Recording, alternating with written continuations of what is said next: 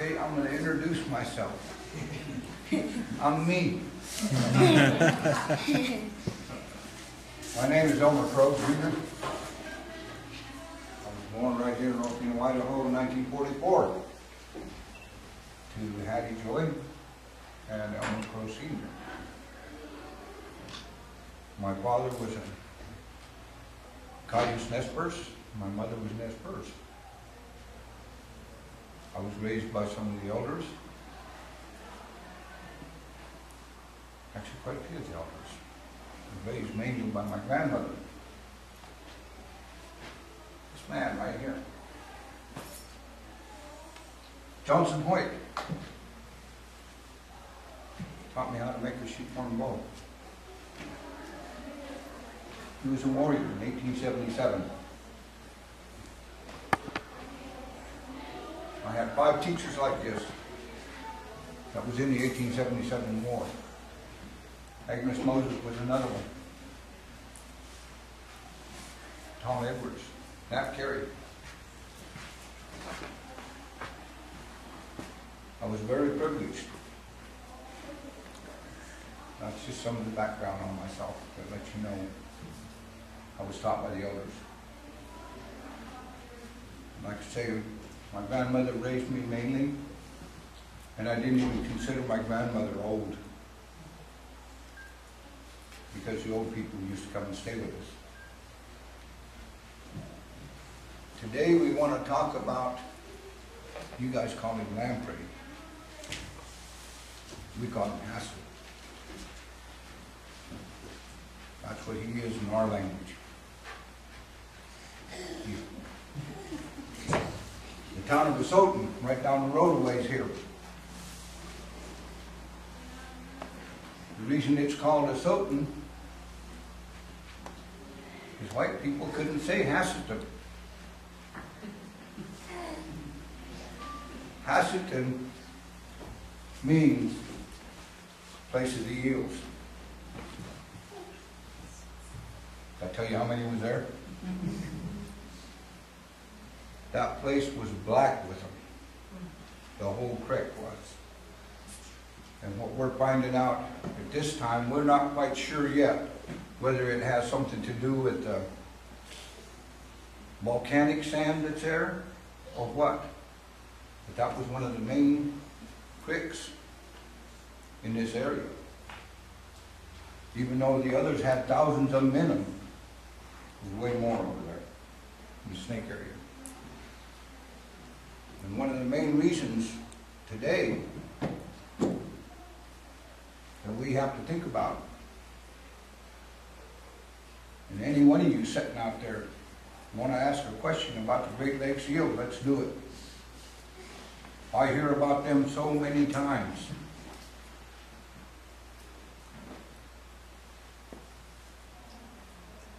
They throw our eel in with the Atlantic eel. In 1835, think of that, 1835, they built a canal which let them Atlantic eels into the Great Lakes.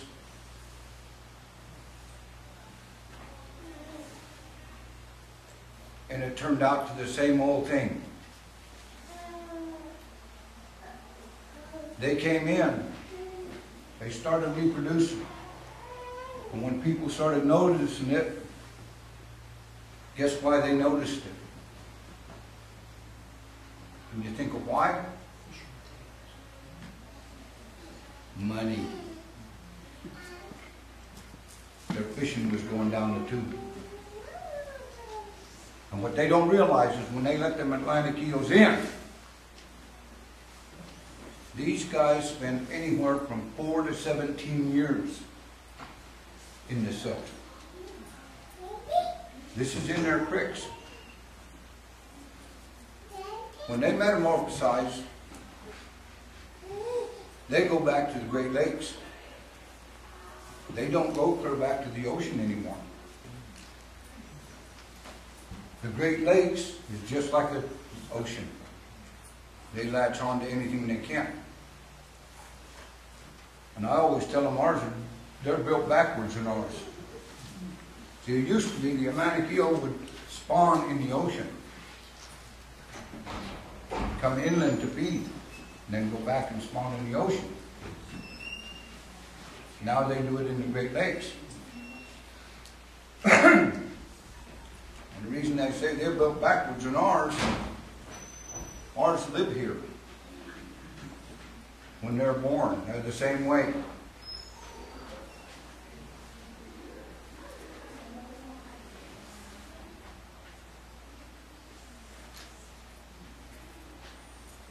"84 eel eggs."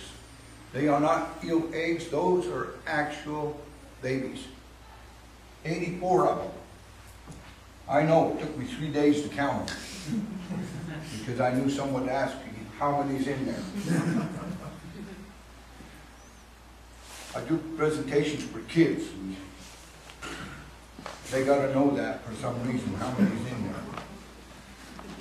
Each female has approximately 30 to 130,000 eggs.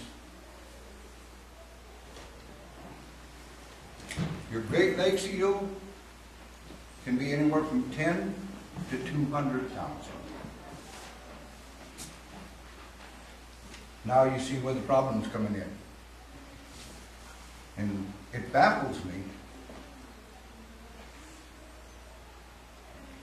Germany imported $60 million worth of eels last year to their country. The same eel. Japan done $150 million worth of business. I hear these people at the Great Lakes grumbling about what kind of problem they had, and geez, they want money. There it is. All they got to do is get out there and root the ground a little bit. They'll find it. But is it an invasive species? Yeah, it is. But what a lot of people's got to understand, even myself, sometimes I have a hard time with it. I think the invasive species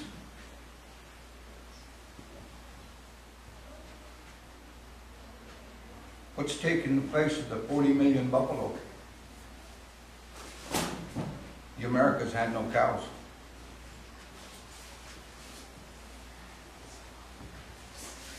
What about the rats that came in on the boats? We never had rats. How about your cat that sits in your living room? We had no cats. We had big cats, bobcats, lynx, cougars, panthers. We had no domestic cats. So you think all these invasive species have been let in, and it's all because of money. It's always hard for me to take when they go after one of my people that's been in this country for 450 to 500 million years old. That's how old this family is. In fact, just to share with you something that I seen in the paper the other day, and I forgot to cut it out to bring it down here to prove it. Moab, Utah. In the mountains. They carbon dated a fossil at 350 million years. And it was an eel. So tell me, my eel hasn't been here that long. Tell me he's an invasive species. We're going to wrestle around the ground on that one. Anyway, now that I got that off of my chest, you can see why I get irritated about it. They try to put him in the same bucket. No, don't even belong there.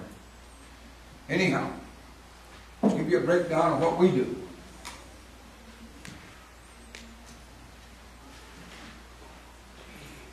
Can you see what we got?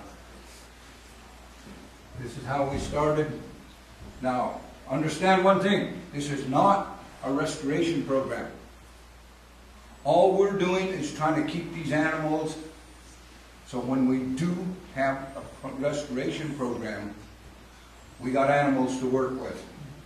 All we're doing right now is sustaining that run. Lower Granite, 2 years ago. Just think that, 2 years ago.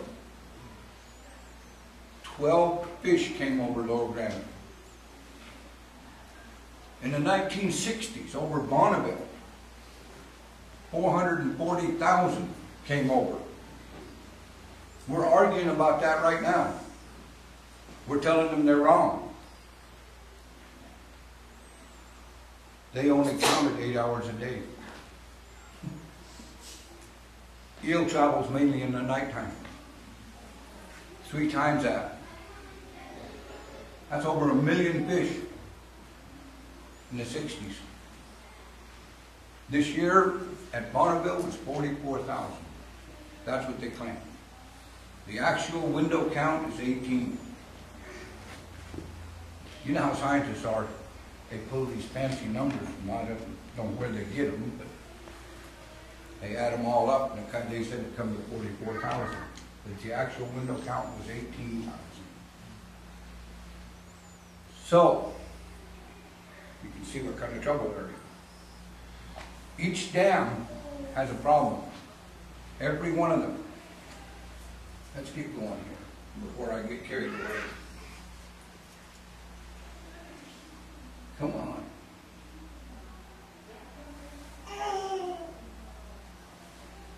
See, now these guys at Pickwick call that a restoration plan, which they do have a plan to, patients think we can. Use the other button. What? Use the other button. There's 2 buttons.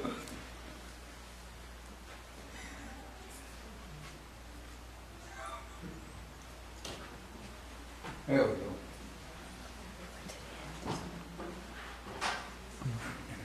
We're okay.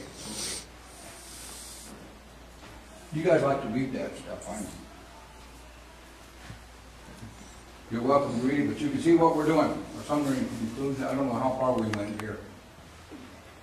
I'm going backwards. I don't know what's going on here.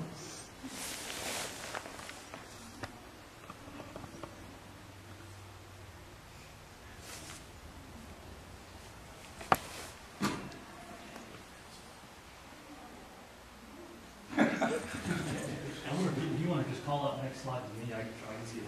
I don't know what happened. Anyhow, what we do basically, I wanted to show you some of the pictures because it'll show you a picture of what happens at the dams when they're trying to go over those ladders. They have square corners. Eels can't navigate square corners. That's one of the things that they utilize to travel with. What they do is they latch onto the bottom of or the side of the wall, whatever, and as they go around that, they break their suction and you blow back out.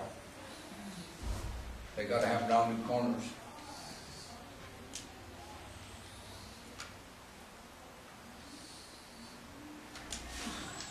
Hold on a second.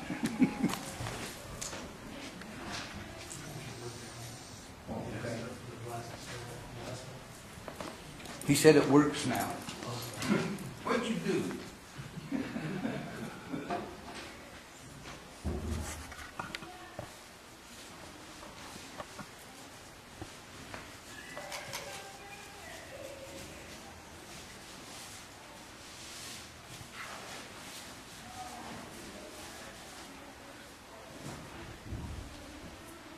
Cultural context. How many cultural people we got in here? How many got to use these? How many ate them?